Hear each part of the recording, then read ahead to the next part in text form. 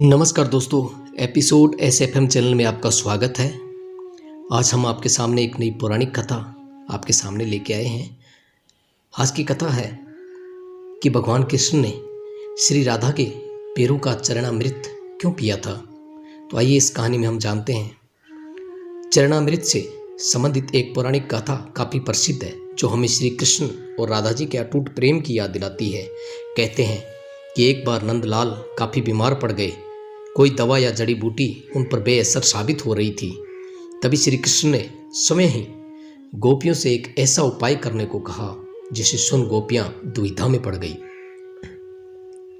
दरअसल श्री कृष्ण ने गोपियों से उन्हें चरणामृत पिलाने को कहा। उनका मानना था कि उनके परम भक्त या फिर जो उनसे अति प्रेम करता है तथा उनकी चिंता करता है, यदि उसी के पांव को धोने के लिए इस्तेमाल हुए जल को वो ग्रहण कर लें तो वो निश्चित ही ठीक हो जाएंगे।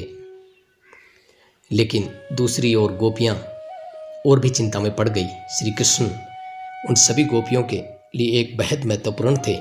वे सभी उनकी परम भगत थी, लेकिन उन्हें इस उपाय के निष्फल होने की चिंता सता रही थी।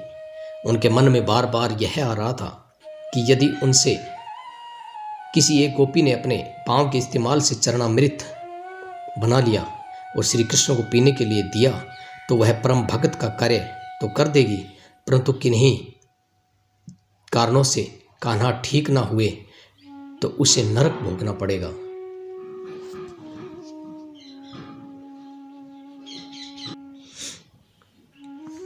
जब सभी गोपियां व्याकुल होकर श्री कृष्ण की ओर ताक रही थी और किसी अन्य उपाय के बारे में सोच रही थी कि वहां श्री कृष्ण की प्रिय राधा आ गई। अपने कृष्ण को इस हालत में देख के राधा के जो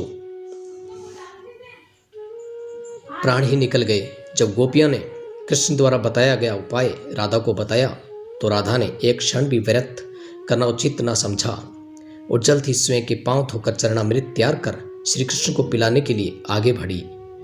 राधा जानती थी कि वे क्या कर रही हैं। जो बात अन्य गोपियों के लिए भय का कारण थी, ठीक वही भय राधा को भी मन ही में था। लेकिन कृष्ण को वापस स्वस्थ करने के लिए वह नरक में चले जाने को भी तैयार थी।